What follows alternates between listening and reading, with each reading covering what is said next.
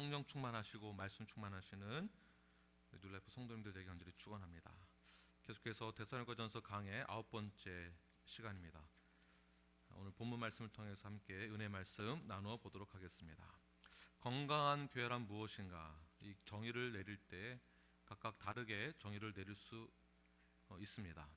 건강한 교회가 되려면 예배를 잘 드려야 된다, 기도를 많이 해야 된다, 헌금 생활을 해야 된다, 기타 등등 여러 가지 정의를 내릴 수 있지만, 저희들이 건강한 교회로 정의를 내리는 것은 한 문장으로, 제가 9가지 특징들을 쭉 함께 나누고 또 배우고 있지만, 한 문장으로 정의를 내린다면 성경에서 요구하는 신앙생활을 그대로 이행해야 한다라는 것으로 저희들이 정의를 내리고 있습니다.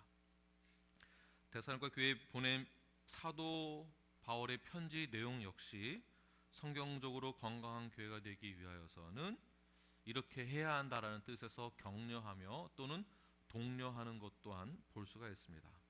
4장에서 말하고 있는 것은 하나님을 기쁘시게 하기 위하여서는 하나님의 뜻을 알아야 하며, 하나님의 뜻은 음란을 버리고 거룩한 삶을 살아가는 것이고, 아내 대하기를 거룩하고 존귀하게 되어야 된다라는 그러한 내용으로 격려하며 또한 독려하는 것을 볼 수 있습니다. 오늘 본문에서 말하고자 하는 것은 무엇일까요? 지난주 말씀에 이어서 거룩한 삶을 사는 것이 우리의 사명이다라고 한다면, 좀 더 구체적으로 어떻게 실천해야 하는지에 대해서 데살로니가 교회 성도들에게 사도 바울은 건강한 교회가 되기 위해서 이렇게 해라라고 권면하고 있는 것을 볼 수가 있습니다. 그것은 첫 번째, 바로 형제 사랑입니다. 우리 9절 말씀을 다시 한번 읽도록 하겠습니다. 시작. 형제 사랑에 관하여는 너희에게 쓸 것이 없음은 너희들 자신이 하나님의 가르치심을 받아 서로 사랑함이라. 형제를 사랑하는 것, 서로 사랑하는 것, 건강한 교회가 되기 위하여서 성경에서 요구하고 있는 신앙적인 삶은 무엇인가? 형제를 사랑하는 것입니다. 형제와 자매와 그리고 우리 성도들 서로를 사랑하는 것입니다. 수직적으로는 내가 진정으로 하나님을 알고 예수 그리스도를 나의 구주로 영접했다라고 한다면, 그 증거로는, 외적인 증거로는 수평적으로 이웃 사랑이 반드시 있어야 함을 말하고 있는 것이겠죠. 이웃 사랑, 형제의 사랑입니다. 아무리 많은 신비한 은사를 가지고 있다 할지라도, 신앙 경력이 많고 또한 경험이 많다고 해서, 직분을 받았다라고 해서 내가 건강한 성도다라고 말하는 것이 아니라, 실제적으로 구원을 받았다라고 한다면 또 다른 측면으로는 수평적으로 이웃 사랑이 반드시 따라와야 합니다. 이러한 성경적인 삶을 그대로 실천하지 않는다면 우리의 믿음과 신앙은 물거품으로 돌아가게 될 것입니다. 데살로니가 성도들은 성경의 가르침을 그대로 믿고 따랐으며 순종하는 마음으로 성경 그대로 실천하였습니다. 바울이 복음을 전하고 그들을 영접했으며, 바울은 복음을 전했고 그들이 영접을 했으며, 또한 복음의 내용을 그대로 이해하였습니다. 바울의 가르침을 또한 하나님의 말씀으로, 하나님의 가르침으로 받았다라는 것을 오늘 본문을 통해서 알 수가 있습니다. 다시 한번 9절을 보십시오. 마지막 후반절을 보게 되면 하나님의 가르치심을 받아, 사도 바울이 직접 말씀을 가르치고 복음을 전한 다음에 그들은 어떻게 했다는 것입니까? 사도 바울의 가르침을 하나님의 가르침으로 받았다라는 것이에요. 이게 중요한 포인트입니다. 어떤 분들은 젊은 목사가 말하는 거 그거 들어서 들을 수 있나? 젊은 목사가 가르치는 것을 어떻게 받나? 이런 분들도 계시더라고요. 그러나 목사가 가르치고 전하는 것은 목사의 사상과 철학을 가르치는 것이 아니라 성경 말씀을 그대로 대언하며 전하는 것에 있습니다. 그것을 하나님의 가르침으로, 말씀으로 받으시는 저와 여러분이 되길 간절히 축원합니다. 다시 말해서 형제를 사랑해야 하는 것에 대해서 그 가르침을, 사도 바울의 가르침을 하나님의 가르침으로 받았다라는 것입니다. 서로 사랑해야지라고 사람의 말로 받은 것이 아니라 서로 사랑해야지라는 것을 하나님의 명령으로 받았다라는 것이죠. 하나님의 이 가르침이라는 이 단어는요, 원어로는 데오디다크토이라는 단어인데, 이 데오디다크토이라는 이 단어는 성경에서 딱 한 번만 나오는 것이에요. 굉장히 특별한 단어입니다. 이 말은 하나님이 직접 가르쳐 주셨다라고 받아들였다라는 것이에요. 하나님이 가르쳤다라는 것보다는 하나님의, 사도 바울의 말을 하나님의 말로 인식했다, 이렇게 해석을 해야 맞는 것 같습니다.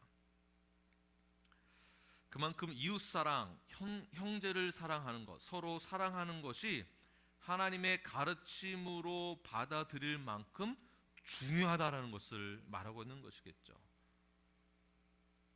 예수님은 뭐라고 말씀하십니까? 요한복음 13장 34절 말씀을 우리 함께 읽겠습니다. 시작. 새 계명을 너희에게 주노니 서로 사랑하라. 내가 너희를 사랑한 것 같이 너희도 서로 사랑하라. 자, 이 말씀은 제가 하는 말이 아닙니다. 당연히 아니죠. 이 새 계명은 누가 주신 것입니까? 바로 주님께서 주신 말씀입니다. 예수님의 명령이며 중요한 신앙생활에서의 성경적인 가르침입니다. 데살로니가 교회 성도들은 1장부터 쭉 보게 되면 믿음의 진보가 있었고, 어려운 중에도 그들은 형제를 사랑하는 그 마음을 가지고 있었다라는 것을 알 수가 있습니다. 얼마나 그들이 성경의 말씀을 하나님의 말씀으로 받아서 그대로 실천했는지 9절 다시 한번 보시면 이렇게 말하고 있습니다. 형제 사랑에 관하여는, 그 다음에 너희에게 쓸 것이 없음은, 이 말은 형제 사랑에 대해서 그만큼 성도들이 잘 하였기 때문에 더 이상 이 부분에 대해서 내가 할 말이 없을 정도로 잘하고 있습니다 라고 말하고 있는 것이죠. 그것은 바로 형제의 사랑을 하나님의 말씀, 예수님의 명령, 하나님의 가르침으로 받아들였다라는 것입니다.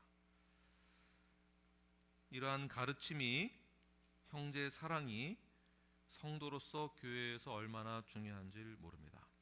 우리가 하나님의 이 말씀을 하나님의 가르침으로 받아서 성도로서 해야 될 의무와 책임을 다했을 때, 교회로서 그러한 의무와 책임을 다했을 때, 실천했을 때 세상에서는 반드시 교회를 보고, 우리를 보고, 나를 보고 본받게 될 것입니다. 어두운 세상에 빛을 전하게 되어짐으로 영향력을 끼치게 될 것입니다. 세상에서는 형제사랑, 이웃사랑에 대해서는 굉장히 어떠한 부분에서는 제한적인 것을 보게 됩니다. 아니, 요즘은 점점 서로 사랑하라는, 서로 용서하라는 이 덕목에 대해서 이것을 그대로 실천하는 사람을 찾아보기 힘들 정도로 이 세상은 삭막해져 가는 것을 보게 됩니다. 조금이라도 내가 손해를 보게 된다면, 조금이라도 내 마음에 상처를 준 사람이 내 앞에 있다고 한다면, 조금이라도 내 영역을 침범한다고 한다면 분노하고, 또한 울분을 토해내며, 또한 분열을 조장하게 됩니다. 악한 마음이 들어가고 악한 생각을 하게 되죠. 나중에 어떻게 될까요? 보복하게 됩니다. 대가를 치르고자 합니다. 또는 나보다 더 잘 나가는 사람들을 만나게 되면 시기 질투하게 되죠. 서로 사랑하는 것이 아니라 시기 질투하여서 마음에서, 생각에서 악한 생각까지 발전되어지게 됩니다. 사랑의 마음으로 그들을 축복하는 것이 아니라 오히려 언젠간 두고 보자, 너보다 내가 더 잘 될 거야, 언젠가는 너도 저 사람처럼 똑같이 그런 꼴이 되고야 말 거야. 누군가가 잘 되는 것을 보게 되면 배가 아프고, 누군가가 어려운 상황에 처했을 때 위로와 격려와 사랑과 용서와 연합의 마음을 품고자 하는 것이 아니라 오히려 그것을 이용하여서 사람을 마지막까지 비참하게 만들게 하는 그러한 세상에서 우리가 살고 있습니다. 그러나 우리는 이미 세상에서 빛이 되었습니다. 그리고 빛이라고 이미 예수님께서 우리에게 말씀해 주셨습니다. 이 말은 무엇입니까? 우리도 예전에는 세상에서 그러한 피해를 또는 그러한 삶을 살았었지만 지금은 빛이 되었다라는 것이겠죠. 이제는 더 이상 비난을 하거나 시기 질투하거나 용서하지 아니하는 것, 용서를 안 하는 것이 아니라 사랑의 마음으로 서로를 사랑하고 용서할 수 있는 그 마음을 가져야 됩니다. 왜냐하면 우리는 이미 하나님의 사랑과 또한 예수 그리스도의 십자가의 보혈의 능력으로 우리가 용서를 받았기 때문에 그렇습니다. 예수님의 십자가를 이미 경험했기 때문에 그렇습니다. 예수님의 사랑을 경험했기 때문에 우리도 그 사랑을 실천할 수 있는 것이죠. 요한복음 3장 16절 말씀 함께 읽겠습니다. 시작. 하나님이 이 세상을 이처럼 사랑하사 독생자를 주셨으니 이는 그를 믿는 자마다 멸망하지 않고 영생을 얻게 하려 하심이라. 우리는 죄의 결과로 말미암아 멸망에 이를 수밖에 없었지만 하나님의 사랑으로 어떻게 되었습니까? 영생을 얻게 되었습니다. 이 사실을 철저하게 깨닫고 믿고 받아들인 자는 하나님의 자녀가 된 것이죠. 그러므로 우리는 어떠한 상황 가운데서도 서로 사랑할 수 있는 자가 되어야 합니다. 왜냐하면 우리가 이미 빛이 되었고 하나님의 자녀가 되었기 때문에 그렇습니다. 이러한 가르침을 데살로니가 교회 성도들이 하나님의 말씀으로, 하나님의 가르침으로 받았다라는 것이에요. 그리고 그들은 실제로 서로 사랑하는 것에 대해서 그 명령을 준행하고 실천하였습니다. 그렇게 실천한 결과 어떻게 되었을까요? 10절 말씀을, 본문 10절입니다. 함께 읽겠습니다. 시작. 너희가 온 마게도냐와 모든 형제에 대하여 과연 이것을 행하도다. 형제들아 권하노니 더욱 그렇게 행하고. 데살로니가 교회는 마게도냐와 아가야 지역에 본이 되었습니다. 사랑을 실천하였기 때문에. 그래서 칭찬을 받고 있는 것이죠. 자, 반대로 말을 하면 교회가 어떠한 상황 가운데에서 어떻게 결론에 도달하게 되는지, 어떠한 상황 가운데에서 어떻게 행하고 있는지를 세상에서도 우리를 보고 있다는 뜻이겠죠. 그만큼 교회가 중요하다는 것입니다. 교회가 어떠한 결정을 내리는지, 어떻게 하고 있는지를 우리도 보아 알지만 세상도 보아 알고 있고, 교회가 어떠한 교회가 되어야 하는지에 대해서 우리가 정확하게 인식을 하고 예수 그리스도의 몸된 이 교회가 거룩한 교회로서 이러한 사역을, 의무를 잘 감당해냈을 때 또 다른 지역 교회에게도 반드시 영향을 주게 될 것이며 세상에도 영향을 주게 될 것입니다. 데살로니가 도시는 마게도냐 지역의 수도였었습니다. 그만큼 중요한 도시예요. 그곳에서 교회가 어떠한 결정을 내리고 어떻게 실천했는가, 말씀에 대해서 굉장한 영향력이 파급적으로 퍼지게 된 것을 볼 수가 있습니다. 별것 아닌 것 같아도 내가 형제 또는 자매를 사랑하는 것, 그 사랑을 실천하는 것, 사랑할 수 없는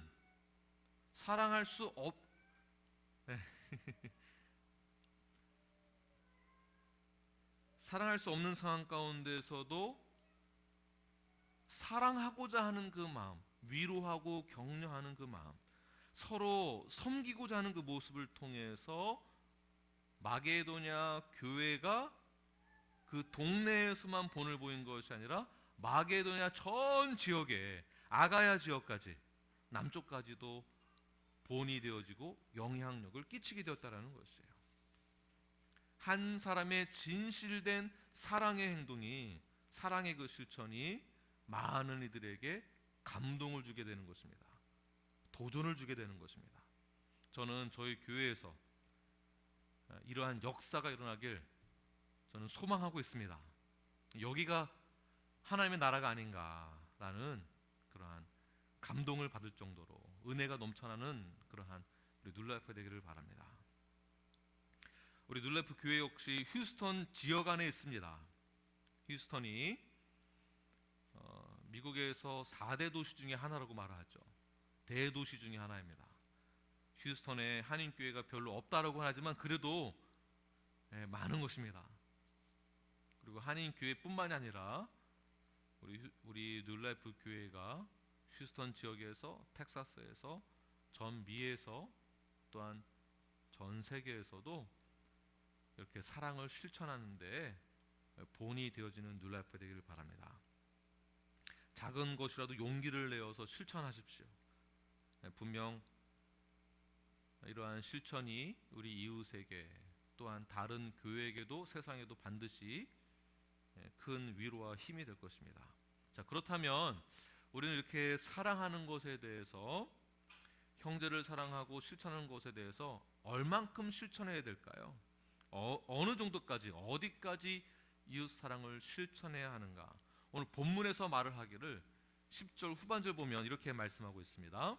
형제들아 관하노니 더욱 그렇게 행하고.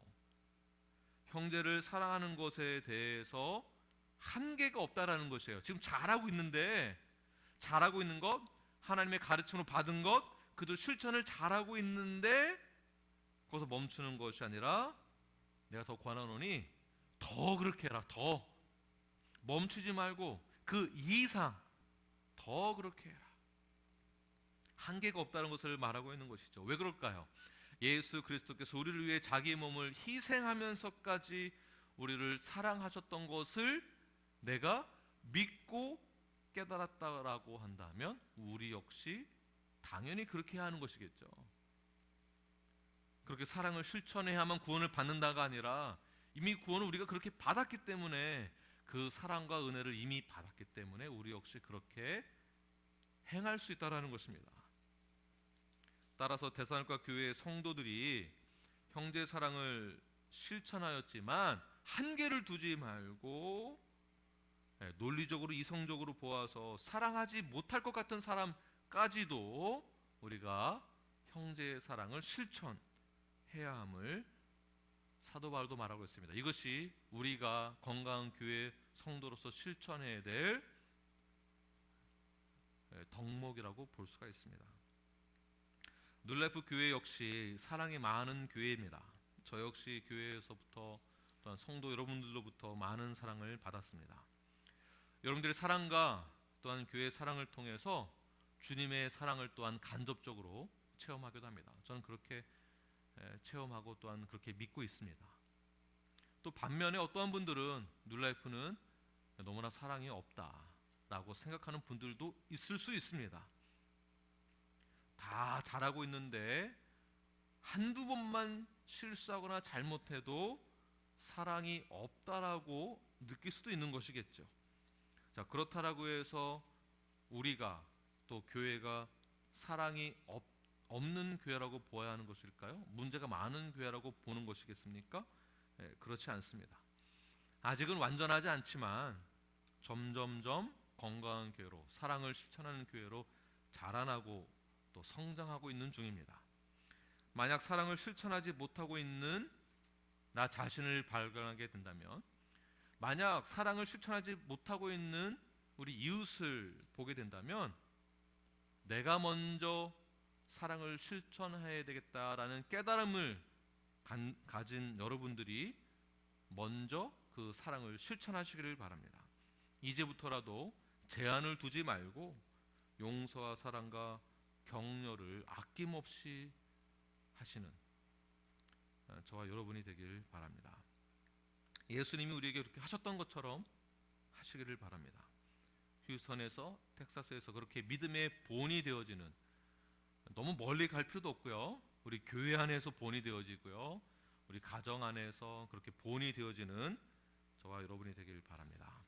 자, 두 번째, 건강한 교회가 되기 위해서 사도 바울이 제시하고 있는 것은 구체적으로 본문에서 이렇게 말씀하고 있습니다. 일하기를 힘쓰라라고 권면하고 있습니다. 11절 말씀 함께 읽겠습니다. 시작. 또 너희에게 명한 것 같이 조용히 자기 일을 하고 너희 손으로 일하기를 힘쓰라. 자, 또 너희에게 명한 것 같이라고 시작되어지죠. 이미 처음 데살로니가 도시에 가서 복음을 전하고 이미 가르쳤던 내용이 바로 이 내용이다라는 것이겠죠. 이미 말했고 지금 내가 또 편지로 이렇게 다시 명하고 있는 것은 반복적으로 가르치고 있습니다. 자, 왜 가르칠까요? 왜 다시 이 가르침을 전하고 있을까요? 사랑의 것은 굉장히 잘하고 있지만 다른 어떠한 부분에 있어서 문제가 있기 때문에 또 다시 가르치고 있다라는 것이죠. 무엇이겠습니까? 조용히 자기 일을 하고 너희 손으로 일하기를 힘쓰라라고 다시 또 강조하고 있는 것이죠. 이 말은 이렇게 하지 않고 있다라는 것을 사도 바울이 그 소식을 들었기 때문에 그렇습니다. 자, 일을 한다라는 것, 인간의 의무이죠. 성인의 의무이며 이 의무는 노동입니다. 가장의 의무와 책임은 무엇입니까? 노동입니다. 창세기 3장 19절 말씀을 함께 읽겠습니다. 시작. 내가 흙으로 돌아갈 때까지 얼굴에 땀을 흘려야 먹을 것을 먹으리니. 자, 땀을 흘려 노동하는 것. 오늘 본문에서 말하기를 너희 손으로 일하기를 힘쓰라. 좀 이상한 부분이 있죠. 본문의 전체 문맥을 보게 되면 1절부터 12절까지의 내용, 너희는 음란을 버리고 거룩하라, 아내 대하기를 거룩하고 존귀하게 대하라, 그리고 이웃을 사랑하라라고 난 다음에 바로 나오는 권면이 일하기를 힘쓰라, 노동을 해라라고 말하고 있습니다. 어떠한 연결이 있을까요? 데살로니가 교회는 견고한 믿음과 소망과 사랑을 실천하는 교회였습니다. 성도들 가운데 그러나 일부는 아직 성적인 문란함과 그리스도의 재림에 대한 몰지각함으로 인한 무절제, 방종에 빠져 있는 사람들이 있었습니다. 일부입니다. 일부.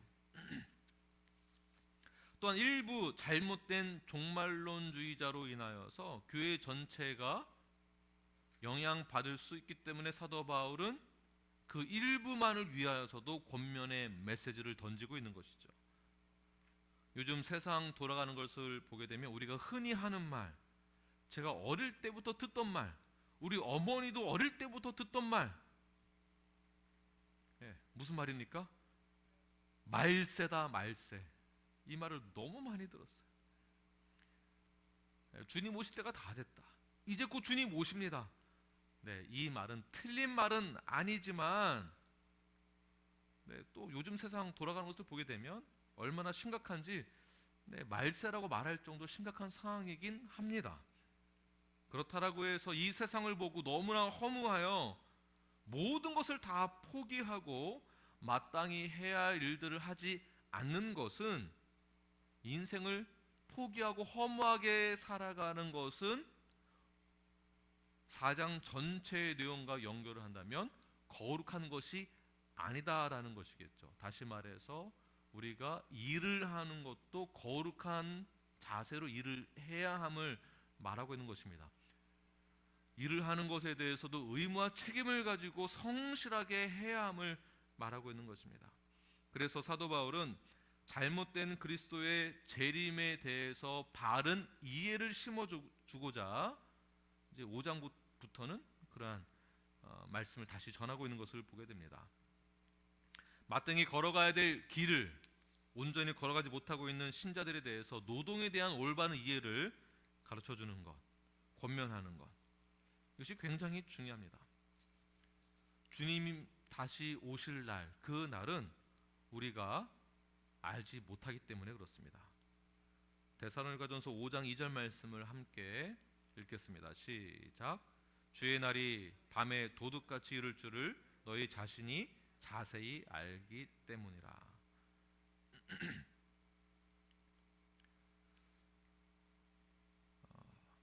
저희 교회도 그런 분들이 있을 수 있고요.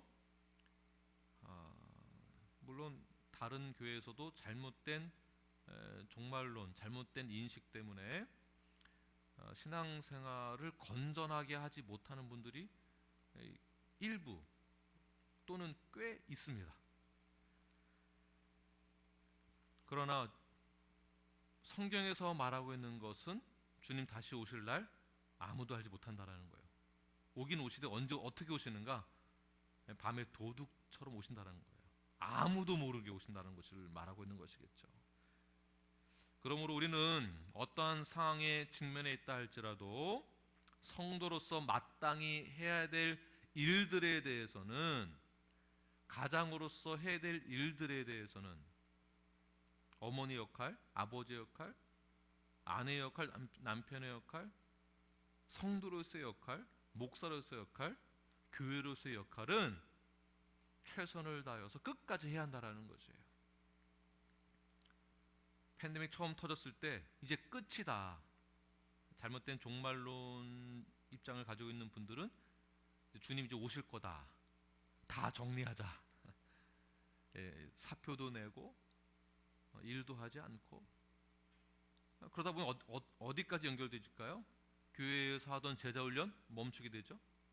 교회에서 하던 봉사 멈추게 되죠. 주님 이제 곧 오실 거니까 다 포기하게 된다는 것이에요. 그래서 사도 바울이 말하는 것은, 내가 이미 가르쳐 주지 않았느냐? 그거 아니다. 그것은 잘못된 것이다. 성도에게 있어서 거룩한 삶이 왜 중요하겠습니까? 이것이 바로 하나님의 뜻이기 때문에 그렇습니다. 수평적으로 부부와의 거룩한 관계, 그리고 이웃과의 사랑의 관계, 형제 사랑을 말하고 있죠. 그 다음에 오늘 마지막 말씀은 무엇입니까? 더 나아가서 사회와의 관계를 말하고 있는 것입니다. 교회 안에서는 교회 안에서의 사역을 또한 이야기하고 있는 것이겠죠.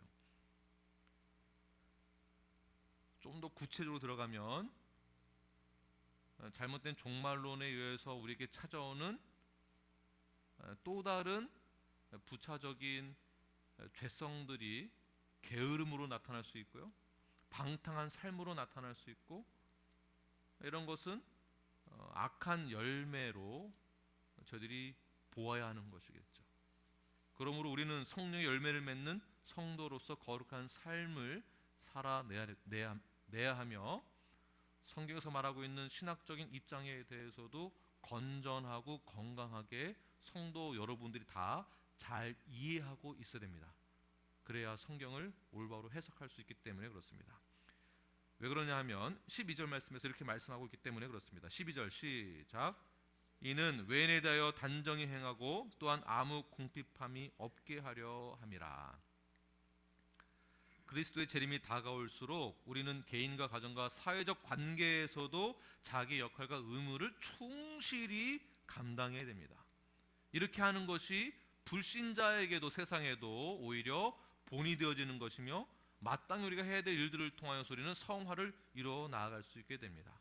또한 노동을 통하여서 물질적으로는 궁핍함이 없도록 하기 위하여서도 사도 바울은 다시 고면하고 있는 것을 보게 됩니다.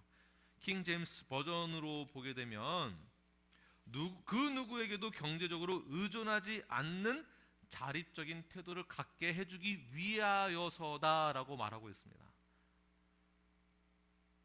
네.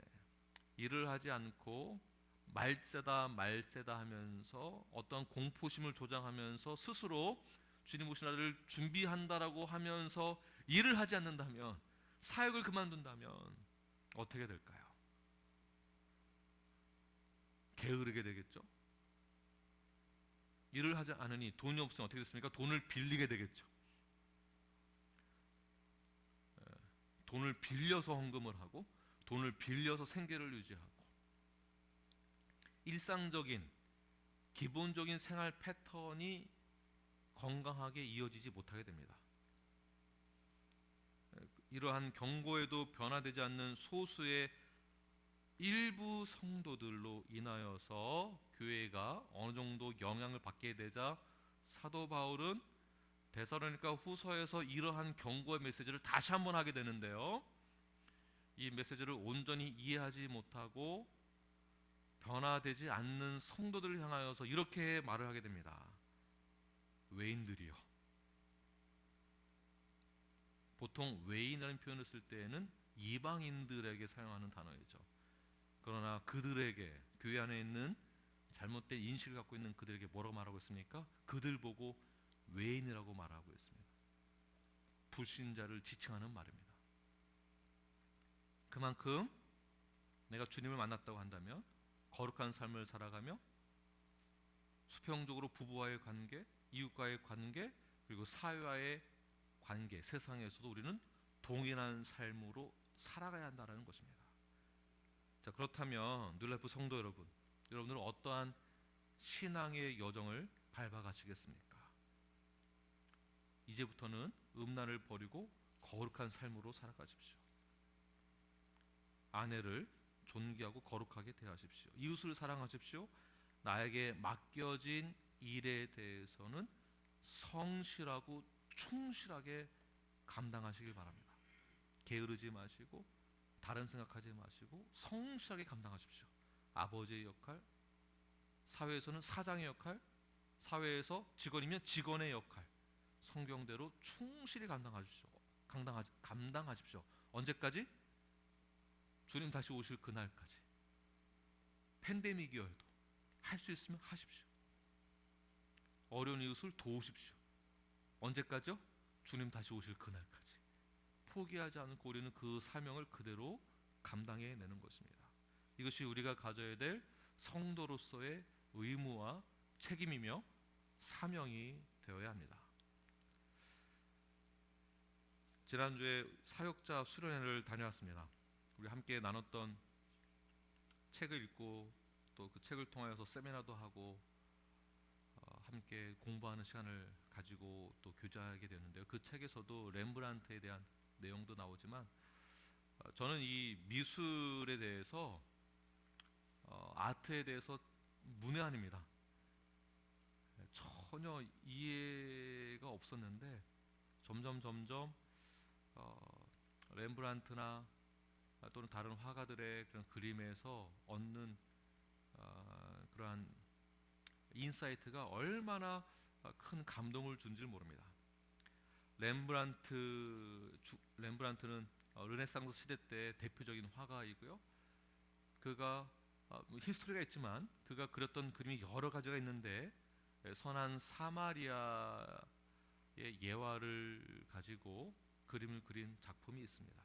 1630년도에 그린 이 선한 사마리아 예화를 보고 그린 그림은 자세히 분간하기 어렵지만 여러분들이 화면을 보셨을 때 오른쪽 창문에서 보고 있는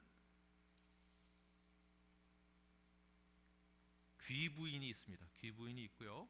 그리고 선한 사마리아인이 강도 만난 사람을 귀부인이 있을 법한 좋은 곳에 이 강도 만난 사람을 그리로 묵게 해주는 것을 보게 됩니다. 선한 사마리아의 예화는 어떠한 내용을 담고 있을까요? 유대인들이 스스로 거룩하다고 했습니다. 제사장이나 레위인은 스스로 거룩하며 스스로 율법을 잘 지키는 사람이라고 생각하였습니다. 그들은 스스로 거룩하다고 생각하는 동시에 나 외에 다른 사람은 죄인 취급하였죠. 그러나 그들은 강도 만난 사람을 그냥 지나쳤습니다. 그러나 죄인의 대표되는 사람, 가장 악하다고 하는 대표된 사람이 바로 사마리아인이었습니다. 그러나 그는 어떻게 했습니까? 강도 만난 이 사람을 가장 귀하게 여겨 귀부인이 있는 여관에 묵게 해주는 그림을 그가 통찰력 있게 그린 것을 볼 수가 있게 됩니다. 이 그림을 그리고 난 뒤 3년 뒤에 또 다시 그림을 그리게 되는데요. 다음 그림은요, 바로 새로운 아이템이 추가가 되었습니다. 그림에서 보게 되면 왼쪽에서 오른쪽 대각선 선으로 보게 되면 이 선을 중심으로 가장 중요한 인물들이 있습니다. 선한 사마리아와 강도 만난 사람들과 여관 주인들이 될 것입니다. 그러나 그 중에 분간되신지 모르겠지만 오른쪽 대각선 밑에 보게 되면 가장 중요한 그 선상에 걔가 생리적인 현상을 참지 못하고 실제적으로 묘사하고 있는 생리 현상을 추가한 것을 보게 됩니다. 왜 이렇게 개가 똥을 두고 있는 실제적인 장면을 추가했을까요? 3년 사이에 렘브란트는 어떠한 메시지를 받아서 감동하여 이 그림을 그리게 되었을까요? 무엇을 말하고 있겠습니까? 사마리아인은 헌금을 많이 했거나 봉사를 많이 했거나 침례를 받았거나 예배를 잘 드렸거나 이런 내용이 없습니다. 예수님은 사마리아인처럼 되라고 말씀하신 그 이유는 렘브란트가 이 그림에 똥개를 추가함으로 나타내고자 하는 그러한 뜻이 있는데요. 그 뜻은 선한 일을 하기 위하여서는 사랑을 베풀고 선한 일을 하려고 할 때 종교인들은, 유대인들은, 제사장은, 레위인은 생각을 한다라는 것이에요. 이것이 나에게 얼마나 이익이 될까? 이 사랑을 실천을 할 때, 이 사랑의 실천을 일적으로 할 때 내가 얼마나 힘이 들까, 아니면 힘이 덜 들까를 생각하고 고민하지만 이 똥개의 생리현상을 추가함으로 렘브란트가 전하고자 하는 메시지는 사랑을 실천할 때는 사마리아인처럼 마치 생리현상 생각하고 하지 않는다라는 것이에요. 계산하고 하지 않는다라는 것입니다. 화장실에 가거나 잠을 자거나 먹는 것에 대해서 우리는 마음의 준비를 하지 않습니다. 너무나 일상적인 삶처럼 우리는 생리현상을 편안하게 생각하고 편안하게 합니다. 마치 그런 것처럼 사랑을 실천하는 것에 있어서 우리는 계산하지 말고 생각하지 말고 그대로 믿음의 반응을 보여야 함을 말하고 있는 것입니다. 건강한 성도란 우리의 마음과 생각이 생리적인 현상처럼 일상적으로 나타나는 반응을 이야기하고 있습니다. 그래서 예수님이 의인들이라고 말하고 있는 그들이 이렇게 말하고 있는 마태복음 25장 37절에서의 내용을 제가 읽도록 하겠습니다. 이에 의인들이 대답하여 이르되 주여 우리가 어느 때에 주께서 줄이신 것을 보고 음식을 대접하였으며 목마르신 것을 보고 마시게 하였나이까? 어느 때에 나그네 되신 것을 보고 영접하였으며 헐 벗으신 것을 보고 옷 입혔나이까? 자, 그들은 자기 자신도 모르는 생리적인 현상처럼 지극히 작은 자들, 연약한 자들에게 베푼 것이 일상이었다는 것을 보여주고 있습니다.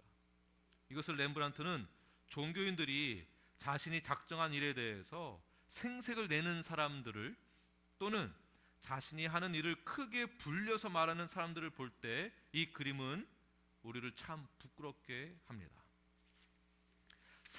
사랑이 메마른 이 세상 속에서 주님의 뜻을 잘 분별하여서 형제를 사랑, 이웃 사랑, 나에게 맡겨진 의무와 책임을 잘 감당하는 그 일에 대해서 끝까지 똥개가 생리적 현상을 참지 못하여 일상화되면서 하는 것처럼 우리의 삶 역시, 건강한 성도 역시 생리적인 현상처럼 우리의 모든 사역과 사명이 일상화되어져 가는 이러한 사명을 가지고 나아가는 저와 여러분이 되길 간절히 축원합니다. 기도하겠습니다.